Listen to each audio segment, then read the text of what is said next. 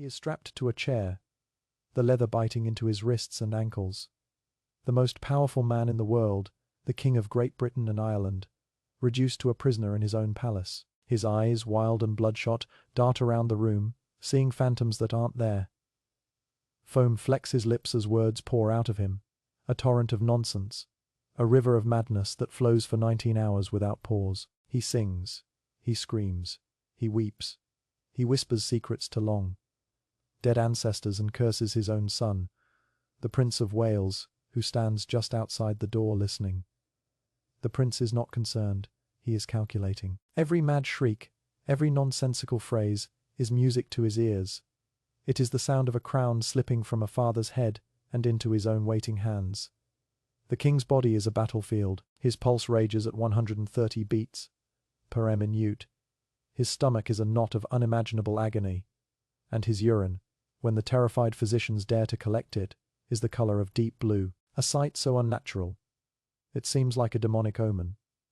They whisper of lunacy, of divine punishment. They have no idea what they are witnessing. They have no idea that they, in their quest to cure him, are about to become his torturers. And they certainly have no idea that the real key to this terrifying royal madness isn't in his brain, but in a lock of his hair, waiting to be analyzed by scientists 200 years in the future. The story of Mad King George III is not what you think it is. It is not just about a monarch who lost the American colonies and then lost his mind. It is a story of a horrific genetic disease, of barbaric medical treatments that amounted to torture, and a political conspiracy so ruthless it threatened to tear the British Empire apart. And at its heart is a simple, haunting question. Did the king really talk to trees because he was mad, or was something far more sinister at play? The year is 1788. The autumn air in London is thick with the smoke of coal fires and the stench of the Thames. But inside the pristine walls of Windsor Castle, a different kind of foulness is taking root. King George III, a man known for his piety, his devotion to his wife and 15 children, and his almost obsessive attention to the details of government, is coming undone. A flurry of letters, written with manic energy, pages and pages long, full of wild accusations and bizarre observations. His attendants noted he was talking more and faster than usual. His gentle, almost plodding demeanor was replaced by a frantic, agitated energy. Then came the physical collapse. One evening, after a royal dinner, the king was seized by crippling pains in his abdomen. He doubled over, his breath coming in ragged gasps. The royal physicians were summoned, a flock of bewigged men armed with the brutal and primitive tools of 18th century medicine. They saw a man with a fever and a stomachache. Their diagnosis? Gout, perhaps, or maybe a touch of rheumatism. Their prescriptions were as predictable as they were horrifying. They bled him, opening a vein in his arm to let the ill humors escape. They applied blistering plasters to his legs, caustic poultices of Spanish fly, and mustard that were meant to draw the sickness out of the body. In reality, they raised huge, weeping sores that burned like fire, adding searing physical pain to his growing mental confusion. But the king did not improve. He worsened. The pain in his gut intensified, and his mind began to fray at the edges. He would hold conversations with people who weren't there. He once mistook an ordinary courtier for a man who had been dead for 2 decades, and began to interrogate him about state secrets. He wept uncontrollably for hours, then would burst into fits of manic laughter. The most alarming symptom, however, was his voice. It never stopped. He talked and talked and talked. For days on end, the words tumbled out, a chaotic jumble of state affairs, family gossip, passages from Shakespeare's King Lear, and frantic, paranoid delusions. He accused his wife, the ever-loyal Queen Charlotte, of infidelity. He claimed his servants were plotting against him. His language became coarse, blasphemous, and sexually explicit, shocking a court accustomed to his moral rigidity. The physicians were baffled and terrified. This was no ordinary illness. This was a madness that seemed to have sprung from the very depths of hell. They decided the blistering and bleeding wasn't enough. They forced emetics down his throat, powerful concoctions designed to make him vomit violently, hoping to purge the madness from his stomach. They administered powerful laxatives that left him weak and dehydrated. They shaved his head and slapped blistering agents directly onto his scalp. Believing the affliction was seated in his brain, and could be drawn out through the skin. The king, trapped in a body that was torturing him from the inside out, was now being systematically tortured by the very men sworn to heal him. He was a prisoner of his illness and a victim of his doctors. And just outside the sick room, the wolves were gathering. The king's eldest son, George, the Prince of Wales, was a man who couldn't be more different from his father. Where the king was frugal, the prince was a spendthrift who was hundreds of thousands of pounds in debt. Where the king was a devoted husband, the prince was a notorious womanizer and bigamist, having illegally married his Catholic mistress. He was charming, fashionable, and utterly debauched. And he despised his father's strict, moralistic lifestyle. For years, he had been waiting for his chance to rule, to have access to the treasury, to live the life of unrestrained pleasure he felt he deserved. Now, his father's illness was the opportunity he had been dreaming of. He saw not a suffering parent, but a golden ticket. With the king declared mentally incompetent, the Prince of Wales would be made Prince Regent, giving him all the powers of the monarch. The conspiracy wasn't about faking the king's illness, Kant. It was real enough for all to see. The conspiracy was about how to manage it, how to spin it, and how to use it for maximum political gain. The prince and his political allies, led by the charismatic Charles James Fox, began a campaign. They exaggerated the king's symptoms to the press and to members of parliament. They leaked the most lurid and embarrassing details of his ravings. They painted a picture of a hopeless lunatic, a man who would never recover, to pressure the government into granting the prince full, unrestricted power as regent. They argued that the prince had an inherent right to rule the moment his father was incapacitated. The other side was the Prime Minister, William Pitt the Younger. Pitt knew that a regency under the Prince of Wales would mean the end of his career. The prince and Fox were his sworn enemies, and would dismiss him from office immediately. Pitt's only hope was for the king to recover. So, he began a counter-conspiracy. He downplayed the king's symptoms. He argued that the king was suffering from a temporary delirium, not permanent insanity. He insisted on getting second opinions from other doctors, hoping to find one who would offer a more optimistic prognosis. The battle for the king's mind became a battle for the soul of the British government. Every symptom was a political weapon. Every medical bulletin was a piece of propaganda. The fate of the empire hung on the ramblings of a man strapped to a chair. The physicians, caught in the middle and hopelessly out of their depth, doubled down on their brutal treatments. They were under immense pressure to produce a cure, and their desperation led to even more cruelty. They began to use a new tool of control, the straitjacket. It was a canvas waistcoat with long sleeves that could be tied tightly behind the back, completely immobilizing the patient. George, in his moments of lucidity, found this the ultimate humiliation. "I am a royal person," he would plead, "and you have no right to confine me." But his pleas were ignored. He was the king, but he had no rights. His body was no longer his own. It belonged to his doctors, his son, and the politicians who saw him only as a pawn in their game. The situation was spiraling out of control. The court physicians were failing, and the Prince of Wales was closer than ever to seizing power. In desperation, Queen Charlotte and Prime Minister Pitt made a fateful decision. They would bring in a specialist, but this was not a celebrated London physician. This was a man from the countryside, a former clergyman who had made a name for himself by running a private asylum for the mentally ill in Lincolnshire. His name was Dr. Francis Willis, and he was known as a mad doctor. Willis was a controversial figure. He believed that mental illness was something that could be managed, even cured, through a system of psychological control and discipline. His methods were a strange mix of progressive therapy and outright intimidation. He arrived at Windsor Castle with his 2 sons and a team of burly attendants. He took one look at the situation and immediately clashed with the royal physicians. He dismissed their bleeding and blistering as useless butchery. His approach was different. He believed in the power of the eye. He would stare into the king's eyes unblinking until the monarch in his agitated state would look away. In that moment, Willis declared, the patient knew who was master. It was a battle of wills, and Willis was determined to win. Under Willis's command, the king's ordeal entered a new, terrifying phase. The king was moved from Windsor to the isolated White House at Kew. Here, he was completely cut off from his family and the court. Willis's rule was absolute. He employed a device known as the coercion chair. It was a sturdy armchair with straps and bars to hold the patient in place, sometimes for hours on end. If George became agitated or used foul language, he was immediately confined to the chair. If he refused to eat, he was force-fed.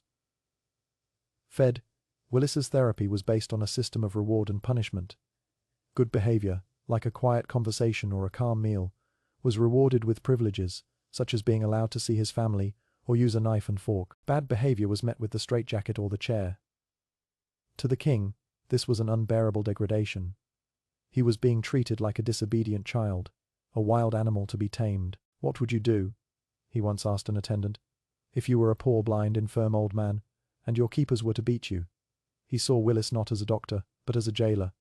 To the Prince of Wales, Willis was a threat. If this country doctor actually cured his father, his dreams of being regent would be shattered.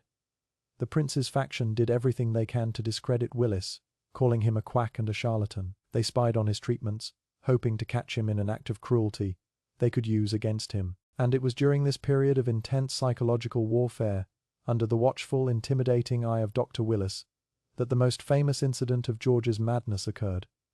The story that would echo through history. One day, during a walk in the gardens at Kew, the king was in a particularly agitated state. He was talking incessantly, his thoughts leaping from one subject to another. Suddenly, he stopped in front of a large ancient oak tree. He peered at it intently, his head cocked to one side as if listening. Then, to the astonishment of Willis and his attendants, the king removed his hat, made a formal bow towards the tree, and began to shake one of its lower branches as if it were a hand. He then launched into a long and detailed conversation with the oak tree, which he addressed as His Majesty Frederick the Great, the King of Prussia, who had been dead for over 2 years. For nearly an hour, the King of England stood in the garden, discussing matters of state, military strategy, and European politics with a tree. This was it, the ultimate proof of his insanity. The story spread like wildfire, a perfect, easily digestible symbol of the king's broken mind. The king who talks to trees. It was the punchline to a tragic joke. But let's pause here and ask the question that forms the heart of our mystery. What was really happening in that moment? Was this simply a hallucination, a random firing of synapses in a diseased brain? Or was it something more? Think about the context. The king is a prisoner. He is being psychologically and physically tormented by Dr. Willis. He is denied access to his family, his work, his entire identity. His mind, under assault from his illness and his treatment, is desperately trying to make sense of a world that has become a nightmare. His conversation with the tree wasn't gibberish. He was talking about Prussia, a subject he knew intimately. He was trying to engage in the one activity that had defined his life, diplomacy and statecraft. In a twisted, heartbreaking way, his mind was trying to go back to work. He was trying to be king again, even if it meant his counterpart was made of wood and leaves. It wasn't just madness. It was a fractured mind trying to piece itself back together using the only fragments it had left. But there is another, darker possibility we must consider. A theory that has been whispered by historians for centuries. Could the treatments themselves have been the cause of these bizarre episodes? Could the king's doctors, in their ignorance, have been feeding him a poison that was driving him mad? The clue, it turns out, was there all along. It was in the royal chamber pots, that deep blue, or sometimes reddish, purple urine. The court physicians noted it in their diaries. They were baffled by it, describing it as bilious or of a deep purple color. They saw it as just another bizarre symptom of a bizarre illness. They had no idea it was the Rosetta Stone to the entire mystery. For 200 years, the diagnosis of George III's illness was purely psychological. He was labeled a manic, depressive, or schizophrenic. But in the 1960s, a mother and son team of British psychiatrists, Ida McAlpine and Richard Hunter, proposed a revolutionary new theory. They argued that King George III was not suffering from a psychiatric illness at all. He was suffering from a rare, inherited physical disease called porphyria. Porphyria is a genetic disorder that affects the body's ability to produce heme, a vital component of hemoglobin, the protein in red blood cells that carries oxygen. When this process goes wrong, chemicals called porphyrins build up in the body, and the symptoms of an acute porphyria attack are a terrifying match for everything King George III endured. Intense, unexplained abdominal pain, a racing heart and high blood pressure, weakness in the limbs, and severe neurological symptoms, anxiety, paranoia, delirium, hallucinations, and psychosis. And the final, damning piece of evidence. The buildup of porphyrins in the body turns the urine a distinctive reddish, purple or blue color, especially when exposed to light. The doctors in 1788 saw the evidence right in front of them, but they lacked the scientific knowledge to understand it. This diagnosis reframes the entire story. The king was not mad in the way we understand it. He was a man in the grip of a debilitating and excruciatingly painful neurological and physical crisis caused by a faulty gene. His mental symptoms were not the cause of his illness, they were a result of it. This knowledge makes the story tragic enough, but the final twist of the knife, the discovery that elevates this from a tragedy to a full-blown horror story, came in 2004. Scientists from the Science Museum in London and the University of Kent obtained a sample of King George's hair, preserved by his family for 2 centuries. They subjected it to a highly sensitive chemical analysis. What they found was astonishing. The king's hair contained massive levels of arsenic. Arsenic is a deadly poison. In small chronic doses, it can cause symptoms ranging from skin lesions and stomach pain to confusion and delirium. But here is the truly horrifying part. For a patient suffering from porphyria, arsenic is a known trigger. It can provoke a dormant case of the disease into a full-blown catastrophic attack. So where did the arsenic come from? It came from his doctors. The main component of the blistering plasters they constantly applied to his skin was often antimony. And the 18th century preparation for antimony, known as emetic tartar, was frequently contaminated with large amounts of arsenic. The very medicine they were using to cure his madness was, in fact, a poison that was almost certainly triggering and massively exacerbating his porphyria attacks. Every time they applied their burning plasters, every time they forced their powders down his throat, they were pouring gasoline on the fire in his brain. The conspiracy was real, but it wasn't the one the Prince of Wales was hatching. It was an unwitting conspiracy of ignorance. His doctors were poisoning him. They were the architects of his deepest descents into that private hell, his wild ravings, his conversations with trees, his frantic energy. All of it was likely amplified, if not directly caused, by the steady drip of poison entering his system at the hands of the men he trusted to save him. Miraculously, against all odds, the king began to recover in early 1789. Whether his body naturally overcame the porphyria attack, or whether Dr. Willis's methods of rest and a controlled diet helped, is a matter of debate. But he did get better. The talking subsided. The confusion cleared. The pain receded. In April 1789, a service of thanksgiving was held at St. Paul's Cathedral. London erupted in celebration. The public, who had grown to love their plain, speaking, decent Farmer George, were overjoyed. They lit bonfires, held parades, and cheered for the king who had journeyed to the brink of insanity and returned. For the Prince of Wales, it was a bitter defeat. The Regency Bill, which had been just days from passing, was abandoned. The king was back on the throne, and the prince was sent back to his life of parties and debt. For the next decade, George III remained relatively stable. He had minor relapses, but he was able to function as king.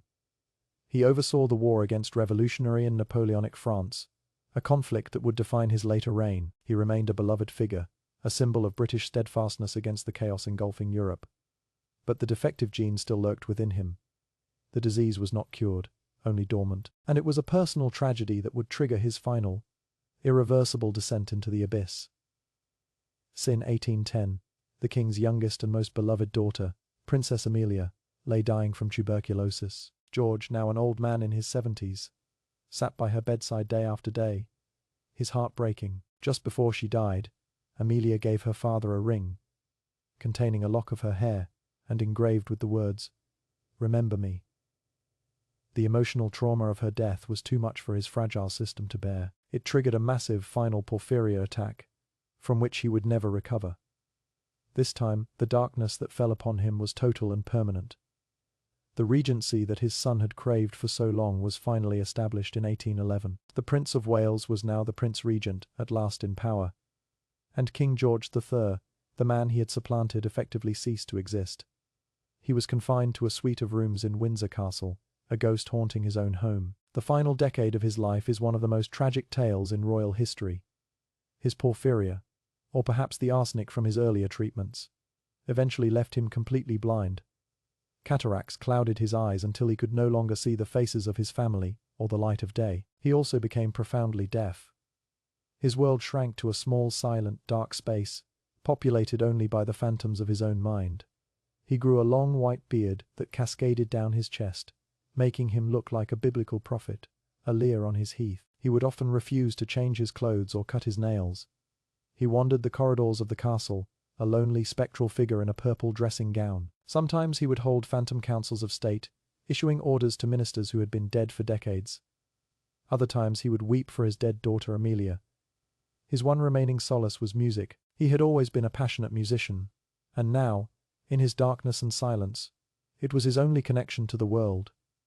He would sit at his harpsichord for hours on end, his long unkempt fingers flying across the keys, playing the music of Handel from memory, filling the lonely rooms with beautiful heartbreaking sound. He played for himself, for his ghosts, for a world he could no longer see or hear. He lived this way for 10 years, while his son, the Prince Regent, presided over a glittering, extravagant, and often scandalous era of British history. Finally, in January 1820, at the age of 81, the old, blind, deaf, Mad King died quietly in his chambers at Windsor. Few of his subjects could even remember a time when he hadn't been a remote, tragic figure.